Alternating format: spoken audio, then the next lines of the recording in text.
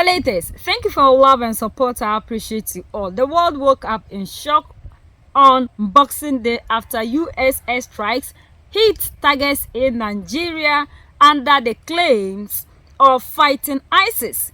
But across Africa and beyond, many people are questioning that narrative. From the Sahel to the diaspora, voices are rising, arguing that this attack is not just about terrorism, but part of a wider geopolitical response to the growing defiance of Sahel states and their break from Western control. As reaction pour in from activists and ordinary citizens around the globe, one thing is clear: this strike has ignited deep suspicion, anger, and debate over foreign intervention in Africa and the true motive behind it. A lot of people are asking, even though majority of Africans who are still not wide awoken and still believe in the colonizer, are seeing that this is a good move. But a lot of people, especially even yellow purpose people, are rising to question this strike that happened in Nigeria, because they believe that they are doing this because Mali, Niger, and Burkina Faso decided to break away from the colonial rule. And we've seen that US is in bed with France, and US also had their troops kicked out of Niger. So for that matter, they are also fighting to make sure they still claim their sovereignty in these countries, because what they used to get when these troops were there, it's like they are no longer getting it. And we've seen that US economy is collapsing, France and Europe at large. So they have to act fast. Before this thing happened, all in all, General Abdurrahman Tiani warned us. I shared a video of it, but I couldn't bring you the translated version because he spoke in Hausa. The interview was in Hausa, where he said that we should be prepared because they are going to use Nigeria to target Mali, Niger, and Burkina Faso, because these people are doing everything possible to make sure they still get what they want in Africa, and they can never survive without Africa. Trump just bombed Nigeria and everyone is misreporting it. Myself included, because I forgot to mention one of the most important things. And that is this, the Alliance of Sahel States. This is Nigeria, and this is a union of home-ruled African countries that have recently kicked out their former colonizer, France, which America is famously allied with. And this alliance just called recently for a joint large-scale operation against extremists, the same extremists that Trump claims to be fighting in Nigeria. For context, these three states, as well as I believe one of these now, within the past 2 years have undergone mass revolutions against the French colonizers to kick them out and retain control of their resources. And America, through labeling them terrorists, spreading and propagating mass propaganda campaigns against them, and at times enabling actual military violence against them, have clearly labeled and expressed their interest in ending this home rule. Like, for example, did you see that story about the criminalization of homosexuality in Burkina Faso? I wonder why they mentioned that and not the criminalization of homosexuality in Saudi Arabia, America's ally. So yes, violence in this region is not only to immediately grab the resources of Nigeria, which already has quite a strong security relationship with America, but also to justify American imperial violence in this region to destabilize the countries that certainly do not: Mali, Burkina Faso, and Niger. And that is because the American empire has always relied on extracting resources from the global south, and these three home rule countries greatly threaten that. So it is important not only to undermine the myths that they make up to justify this violence, but search for the real reason they are aiming to inflict it. And that, from my analysis, will always come down to the American empire continuing to do what it always does, extracting from the global south. And we should not search for excuses for them to do it, and we should destroy each and every excuse they do. There is no Christian genocide. There is no validity to them attacking ISIL when they also funded ISIL. And they are certainly not protecting African sovereignty by attempting to undermine popular regimes that literally ousted colonizers. It is also illegal under both federal and international law. Condemn this on all fronts and tolerate no lies about it. The reason Donald Trump needs to get into northern Nigeria, Art, so they can invade and try to overthrow President Tiani in Niger so they can get control of the uranium. Are you with me so far? Not only does Niger have uranium, They have gold and other resources. And then next to Niger, you have who? Mali. Mali has gold. Mali has copper. Mali has zinc and unlimited natural resources. And then Burkina Faso is only a hop, skip, and a jump from northern Nigeria. And what does Burkina Faso have a whole lot of? Gold art. Donald Trump wants to geopolitically and strategically put the U.S. military in northern Nigeria so they have easy access to invade Niger right above, Mali right above to the left, and Burkina Faso right above even further to the left. Do you see that? They're lying about the conflict in Nigeria. It's not about Christians versus Muslims. Welcome back to the Under Report, where we share hot national security goss, and today we're talking about Nigeria. Attacks by Islamic insurgents in Nigeria have made the international news, but in the U.S., they are being framed as Christian versus Muslim, with, of course, the U.S. taking the side of protecting Christians. First of all, we have to understand that Nigeria is the most populous country in Africa at around 237 million people. It's huge.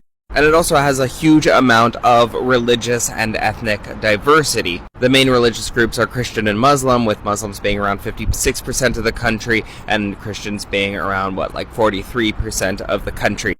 Here's a map indicating religious diversity in Nigeria, and most of the conflict is happening over to the northeast. Now, there are currently two different but interrelated things happening here.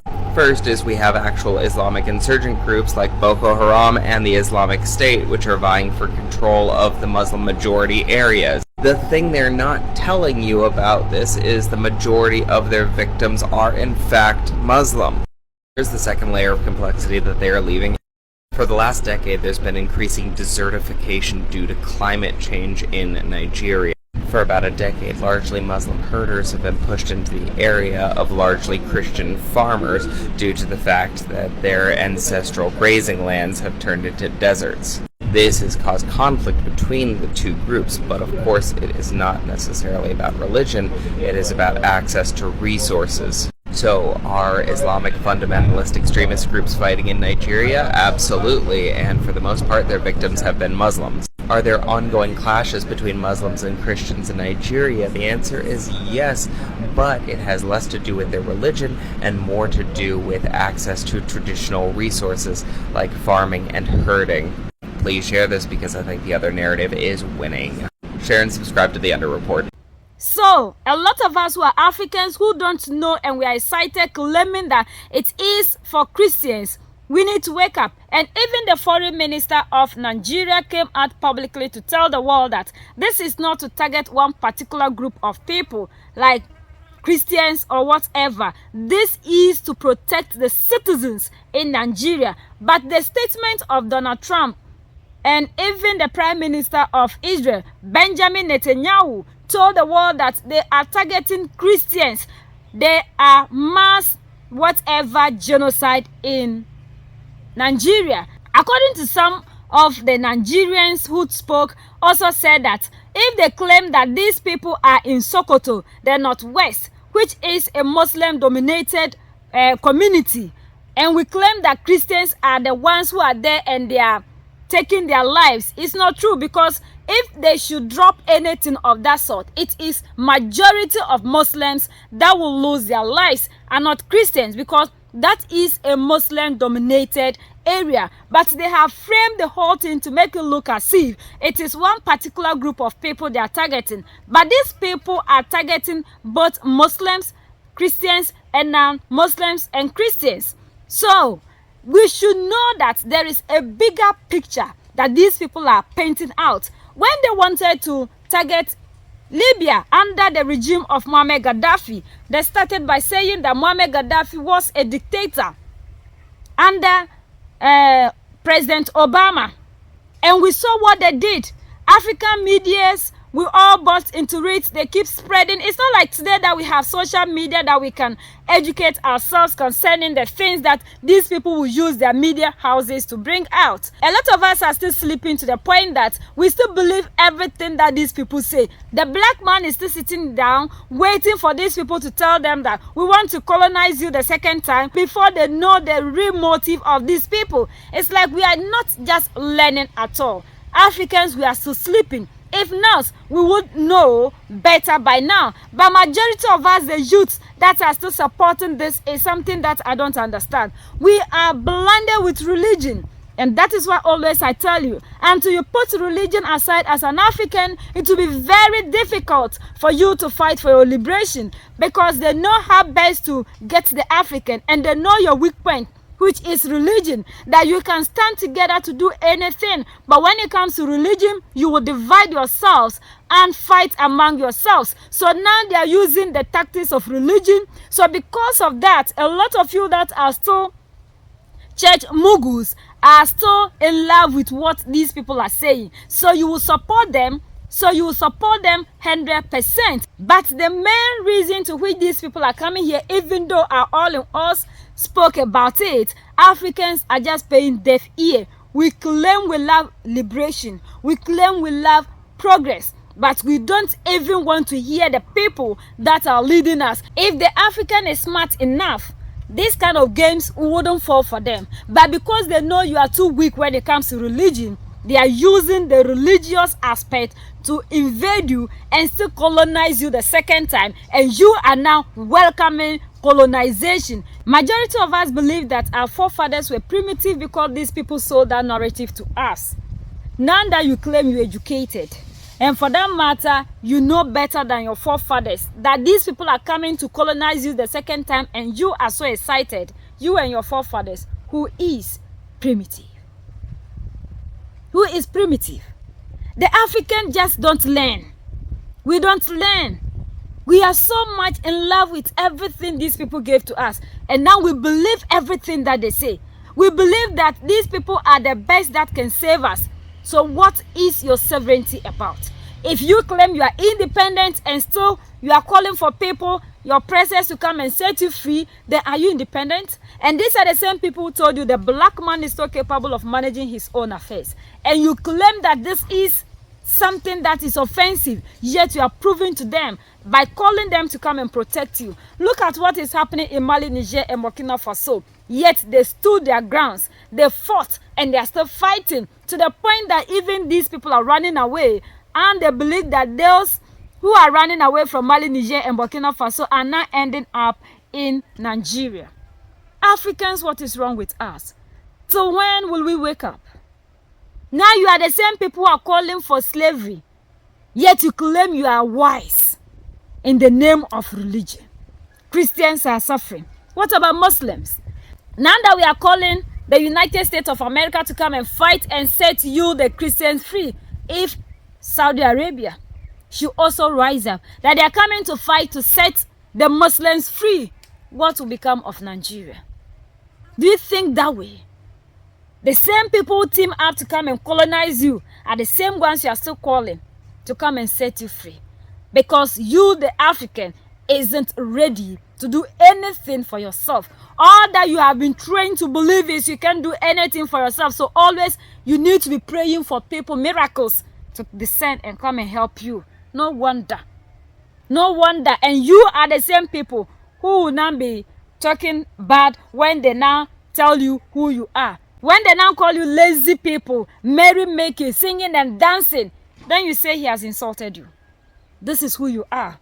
And the truth always has the African. And you need to start accepting the truth, because that is the only thing that will set you free. You can never tell me that you love religion and still love Africa. Always Captain Ibrahim Traore, Asimi Abdurrahman Tiani speak in parables. When they tell you they use religion to divide us, to cause us pain, to enslave us, and they are calling that we go back to our roots, what do you think they are telling you? They are still holding on to Islam because they know if they should put that religion aside, everything will spoil. United we stand, divided we fall. And united we keep standing forever and ever. The greatest enemy of the African is mental slavery. So let's decolonize ourselves from mental slavery. Let's keep sharing to educate our brothers and sisters. Together we make African great for ourselves and the next generations that are going to come. So that's the latest around the world in Africa, West Africa, and in Nigeria.